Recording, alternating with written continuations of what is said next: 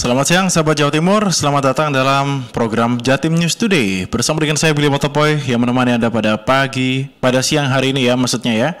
Untuk saat ini akan kita coba update kabar penanganan COVID-19 dari regional pemerintah kabupaten kota yang ada di Jawa Timur dalam update COVID-19. Rangkuman kabar update penanganan COVID-19 untuk regional Jawa Timur segera sahabat simak dalam update COVID-19. Baik, dalam update COVID-19 untuk edisi pada siang hari ini kita akan bergabung bersama dengan 6 reporter dari Lembaga Penyiaran Publik Lokal Pemerintah Kabupaten Kota yang ada di Jawa Timur. Yang pertama kita ke Suara Sidoarjo terlebih dahulu bersama dengan Rama dan Eka.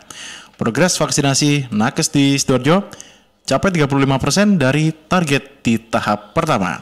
Selengkapnya bersama dengan Rama. Silakan Rama. Baik, Dr. Gigi Syaf Satriawarman, Kepala Dinas Kesehatan Sidoarjo pada Selasa 26 Januari mengatakan jika vaksinasi tenaga kesehatan atau nakes di Sidoarjo sudah mencapai 35% dari total 8.720 orang yang menjadi target penerima vaksin tahap pertama. Ia menambahkan sebenarnya masih ada data nakes yang belum masuk sebagai penerima vaksin berjumlah sekitar 2.000 orang yang akan segera diusulkan ke pusat. Pekan ini Dinkes Sidoarjo rencananya juga menerima 7.000 dosis vaksin yang dialokasikan untuk tahap kedua vaksinasi. Kadinkes sendiri mengungkapkan jika sesuai datanya, saat ini tingkat keterisian ruang perawatan pasien COVID-19 di Sidoarjo mencapai 82%. Penambahan rata-rata kasus baru dalam beberapa hari ini juga mulai menunjukkan penurunan menjadi 17-18 kasus per hari. 3 kecamatan menjadi perhatian khusus Dinkes, yakni Waru, Sidoarjo Kota, dan Taman, yang tingkat kepatuhan masyarakatnya terhadap protokol kesehatan tergolong masih rendah. Sebagai tambahan sahabat untuk data sebaran kasus COVID-19 di Kabupaten Sidoarjo per Kamis 28 Januari 2021, untuk kumulatif terkonfirmasi positif COVID-19 total ada 8.828 orang, sembuh 8.079 orang, meninggal 556 orang. Demikian yang dapat saya sampaikan, kembali ke Billy. Baik, terima kasih Rama atas laporannya. Selanjutnya kita akan bergabung bersama dengan Risma Erina dari Persada FM Kabupaten Blitar. Pelaksanaan vaksinasi perdana di Kabupaten Blitar dilakukan hari Jumat 29 Januari 2021. Risma, silakan. Ya, baik Billy dan sahabat Jawa Timur, berdasarkan instruksi dari pemerintah Provinsi Jawa Timur terkait dengan pelaksanaan vaksinasi yang dilakukan 2 hari setelah kedatangan vaksin Sinovac. Disampaikan oleh juru bicara gugus tugas Kabupaten Blitar, Krisnayati, yang mengatakan bahwa launching vaksinasi akan dilaksanakan di RSUD Ngudi Waluyo Blingit pada jam 8 pagi pada hari Jumat besok 29 Januari 2021. Menurutnya pemerintah daerah ini akan melaksanakan vaksinasi perdana pada 10 pejabat seperti jajaran Forkopimda atau Forum Komunikasi Pimpinan Daerah, pimpinan DPRD, dan tokoh pemuda yang ada di Kabupaten Blitar. Ia berharap dengan adanya kegiatan ini masyarakat tidak lagi ketakutan atau berpikir negatif terkait vaksinasi yang dilakukan oleh pemerintah. Krisna menambahkan setelah selesai vaksin ini akan langsung di-dropping ke masing-masing puskesmas, dan keberadaan vaksin Sinovac ini tentu merupakan harapan baru bagi masyarakat Indonesia, terutama untuk mengendalikan penyebaran virus COVID-19, sehingga masyarakat dihimbau untuk tetap patuh dan juga disiplin terhadap peraturan yang sudah ditetapkan. Demikian saya Risma Erina, LPPL Radio Persada FM Kabupaten Blitar melaporkan untuk Jatim News Today. Baik, terima kasih Risma atas laporannya. Selanjutnya kita akan ke Pamekasan ya. Kali ini bersama dengan Hera Rolisita dari Realita FM Pamekasan. Ketua DPRD dan Sekda Kap Pamekasan gagal divaksin COVID-19. Masih tersambung via Zoom bersama dengan Hera Rolisita. Silakan.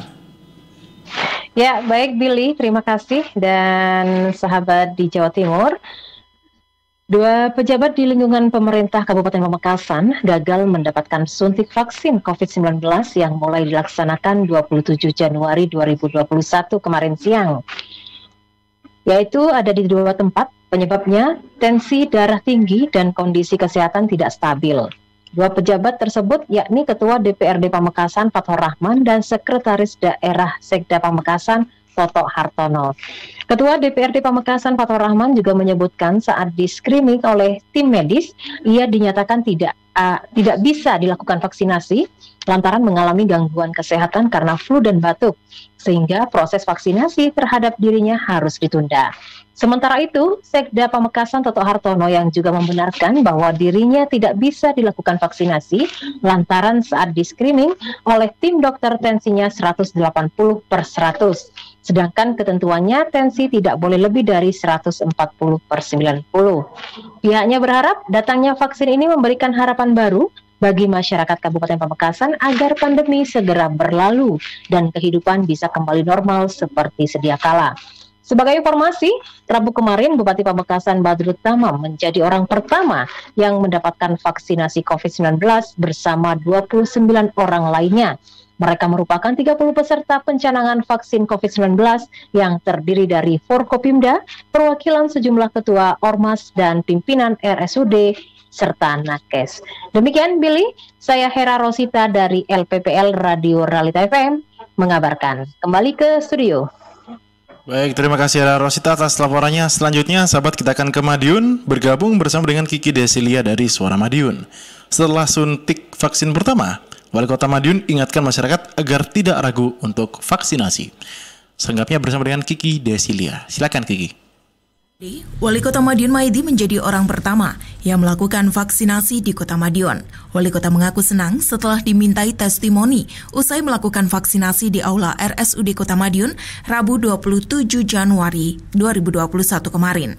Menurutnya, tidak ada apa-apa dan baik-baik saja. Untuk itu diminta agar masyarakat di Kota Pendekar tidak ragu saat proses vaksinasi nantinya. Wali Kota Maidi memang mengaku senang dan bahagia. Bahkan sejak kedatangan vaksin tersebut Selasa kemarin, Wali Kota sempat meminta untuk langsung dilakukan vaksinasi. Namun, karena persiapan belum maksimal sehingga dilakukan keesokan harinya. Disampaikan pula, vaksin memang diperlukan untuk menekan angka penularan selain dengan protokol kesehatan. Wali Kota tak menampik adanya kemungkinan muncul kejadian ikutan pasca imunisasi atau KIPI, namun sifatnya ringan. Pasalnya, tidak semuanya mengalami KIPI tersebut. Seperti diberitakan sebelumnya, 3.040 vaksin telah datang di Kota Madiun Selasa 26 Januari 2021 kemarin. Pencanangan vaksinasi dimulai hari Rabu. Wali Kota Madiun bersama Forkopimda dan tokoh masyarakat serta perwakilan organisasi profesi mendapatkan vaksinasi yang pertama. Sahabat, sementara itu kasus konfirmasi di Kota Madiun menjadi 999 orang, dengan 678 orang diantaranya telah sembuh, 63 orang masih dalam perawatan, 193 orang isolasi mandiri, dan 65 orang meninggal dunia. Saya Kiki Desilia, Suara Madiun untuk Jatim News Today. Terima kasih Kiki atas laporannya. Selanjutnya kita akan ke Gresik, kali ini bersama dengan Putri Rizkiana dari Suara Gresik. Satlantas Polres Gresik ajak masyarakat patuhi protokol kesehatan dengan menempelkan stiker "Ayo pakai masker". Putri.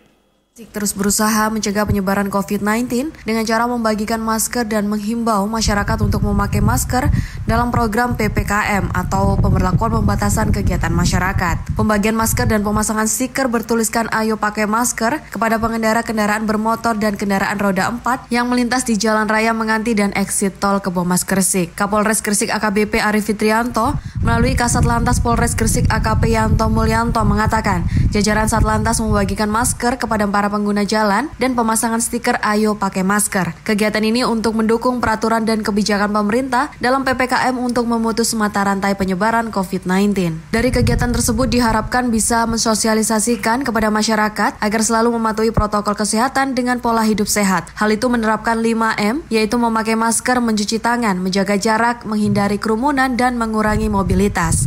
Lebih lanjut, Yanto mengatakan bahwa pendekatan kepada masyarakat pengguna jalan ini supaya masyarakat mentaati protokol kesehatan saat di jalan raya dan tempat umum. Berikut informasi yang dapat kami sampaikan. Saya Putri Rizkiana, Suara Gresik mengabarkan untuk Jatim News Today. Baik, terima kasih Putri atas laporannya. Selanjutnya untuk informasi terakhir kita akan bergabung bersama dengan Afik Rahardian, Mahardika Kota Blitar.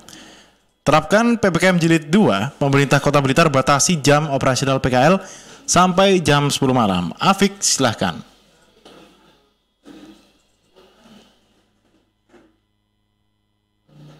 Baik, masih mencoba tersambung bersama dengan Afik dari Mahardika FM Kota Blitar. Untuk penerapan PPKM jilid kedua, pemerintah Kota Blitar batasi jam operasional PKL sampai dengan jam 10 malam. Untuk sahabat Jawa Timur, update COVID-19 bisa Anda dengarkan setiap hari Senin sampai dengan Sabtu di jam 11:05. Baik, tersambung kembali dengan Afik, silakan. Pemerintah Kota Blitar secara resmi memperpanjang pemberlakuan pembatasan kegiatan masyarakat PPKM mulai tanggal 25 Januari sampai 8 Februari 2021. Terdapat beberapa kebijakan yang mendapat penyesuaian pada PPKM jilid kedua ini, misalnya jam operasional bagi pedagang kaki lima PKL. Hadi Maskun PLT Satpol PP Kota Blitar dikonfirmasi by Pun Rabu 27 Januari 2021 mengatakan, berdasarkan Surat Edaran Wali Kota Nomor 2 Tahun 2021 tentang perpanjangan waktu PPKM untuk pengendalian penyebaran COVID-19.